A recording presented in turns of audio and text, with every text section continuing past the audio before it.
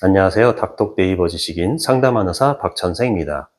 문화하신 대인기피증 관련 증상을 보면 단순히 성격의 문제라기보다는 사회적인 상황에서 불안이 점차 심해지면서 회피로 이어지고 있는 상태로 보입니다. 특히 사람을 만나기 전부터 며칠 동안 긴장을 하거나 실제 상황에서 말이 잘 나오지 않고 신체적인 긴장 반응까지 나타나는 점, 그리고 점점 외출과 대인 접촉을 줄이게 되는 흐름을 고려하면 흔히 말하는 대인기피증, 즉 사회불안장애 범주로 이해하는 것이 더 적절한 상황입니다. 이러한 경우를 단순히 성격이 내향적이다라고 보기는 어렵습니다. 물론 성향의 영향도 일부 있을 수 있지만 현재는 불안 반응이 반복되면서 몸과 마음이 함께 과도한 긴장 상태에 익숙해진 상태로 보는 것이 맞습니다.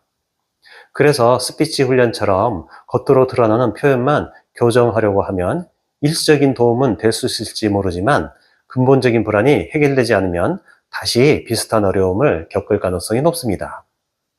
말씀하신 것처럼 집에서는 괜찮은데 특정 상황에서만 불안이 올라오는 양상은 사회불안장애 초기나 중간 단계에서 흔히 나타나는 모습입니다. 다만 지금처럼 회피가 점점 늘어나고 생활 패턴까지 바뀌고 있다면 더 진행되기 전에 한 번은 개입을 해주는 것이 중요합니다. 한의학적으로는 심담 허겁과 같은 체질적인 경험과 더불어 스트레스나 트라우마와 같은 후천적인 영향에 의해 자율신경계가 과민해지고 긴장 상태로 고착된 것으로 보는 경우가 많습니다. 쉽게 말해 사람을 만나는 상황을 필요 이상으로 몸이 위협 상황으로 인식하고 과하게 반응하는 상태입니다. 그래서 치료는 이러한 긴장 반응을 낮추고 신경계를 안정시키는 방향으로 진행하는데요. 구체적으로는 한약으로 체질적인 취약성을 보완하고 침팀이나 약침 등의 치료를 통해서 전반적인 긴장을 낮추며 필요에 따라 감정 자유법과 같은 심리적 접근을 병행함으로써 보다 안정적으로 회복될 수 있도록 도와줍니다. 또한 치료와 함께 너무 부담이 큰 상황부터 억지로 노출시키기보다는 비교적 편안한 관계나 짧은 만남부터 천천히 경험을 쌓아가는 방식이 도움이 됩니다. 중요한 것은 잘해야 한다가 아니라 불안한 상태에서도 견딜 수 있도록 경험을 만드는 과정입니다.